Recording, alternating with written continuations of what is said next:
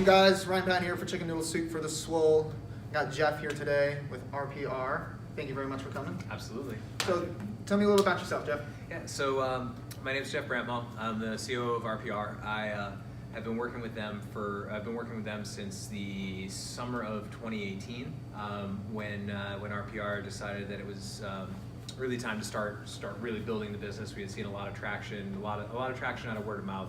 A lot of people that we knew were implementing RPR programs, track, football, high school, college, pro, and we were seeing huge things go, huge progress going on, and they needed somebody to really focus on bringing this to more people. And so I've been incredibly lucky to be able to do that. That's honestly, it's the best thing that's ever happened to me, aside from being married to my wife, who was the one who introduced me to RPR. So good save. Good save. Yeah, it's good. It's a good save, but also legitimately, my wife and I, my wife is the one. I wouldn't have known about RPR if she hadn't been like, I found out about this weird thing. It seems really interesting. You should check it out. And repeatedly doing that. So awesome. Yeah.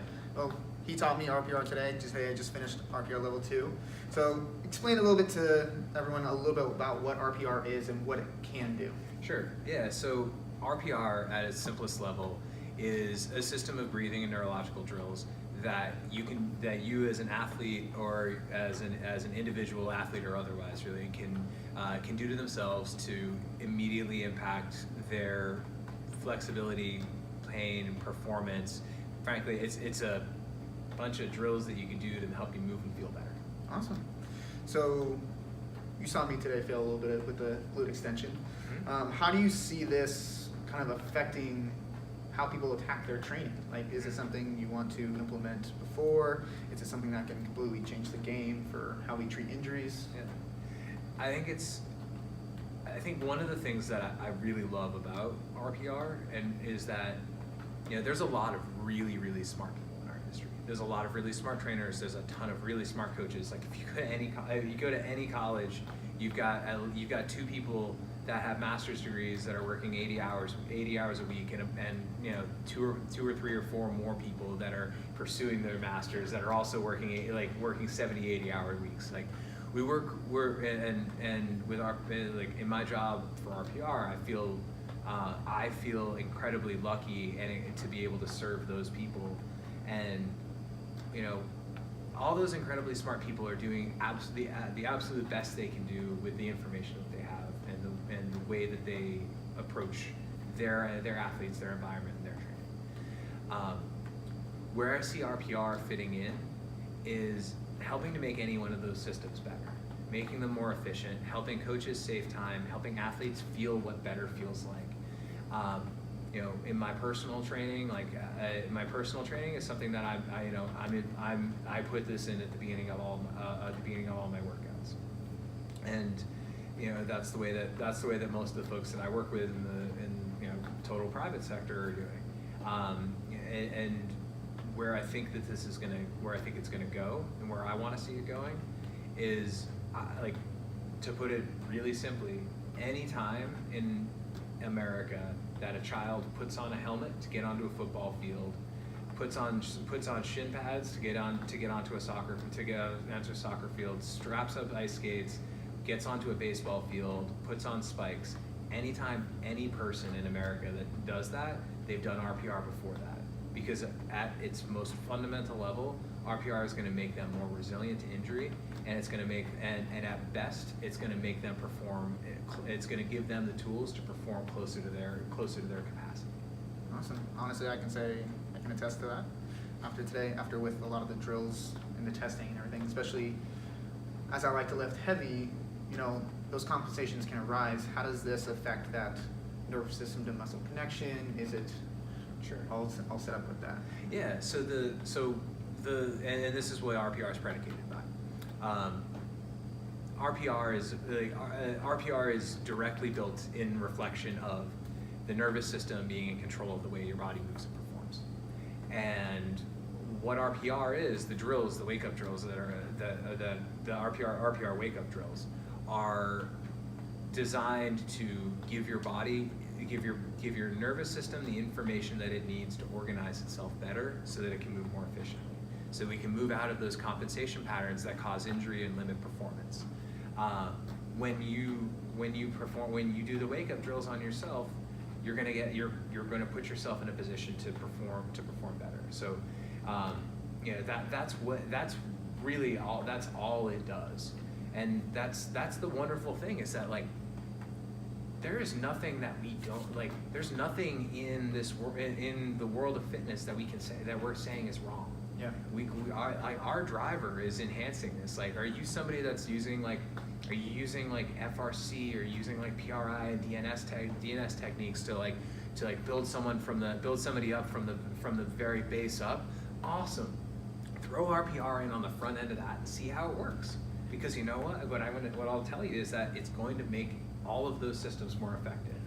And if you're a strength coach that's like, you're not, that's coming in, you're using your athletes are coming in, you're squatting them heavy, you're doing like, whether you're doing like triphasic or whether you're doing conjugate U or anything like that, like you prep with this stuff, and then it's gonna get your athletes moving better, and you're gonna have to spend less time actively coaching them, and they're gonna be able to absorb that intrinsic feedback a lot better of, oh, that's the way it's supposed to feel. That's what it feels like. Okay. And then when people feel good, they do what feels good. Yeah, exactly. So last question, Jeff. What's it like working with minds like JL, Chris, and Cal, and you? Because obviously I learned a lot from you today. That you have that massage background. How does that implement with all of what they teach? Yeah. So that working with those guys is a total trip. Like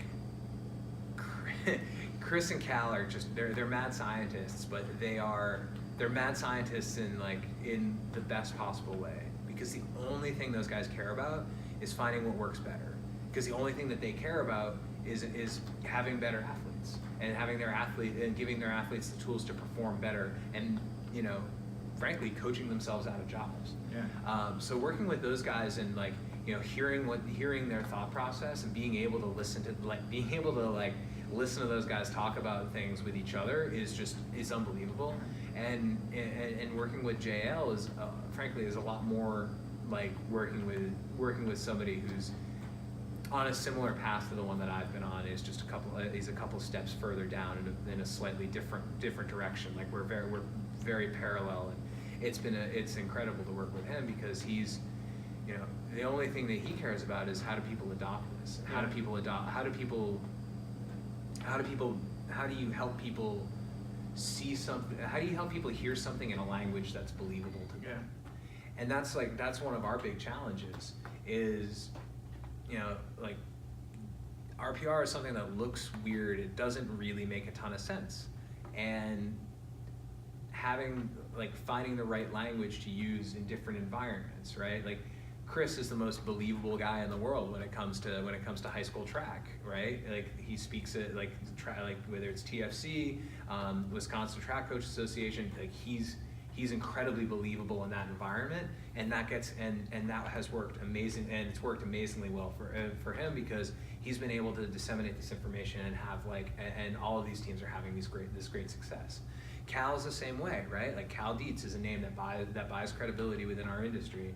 And like triphasic is another, people who are interested who use triphasic training are like, well, I came up squatting with a barbell and just doing five. I was just doing my fives, and now I'm using a rear foot elevated split squat with a slow eccentric. But I guess I have better athletes, so I guess this works. So those guys and JL as well, coming from the background at Westside and the world champion deadlift, like every one of those things are, all these guys care about results, and it's great, and I'm super lucky to work with them and to be able to do that.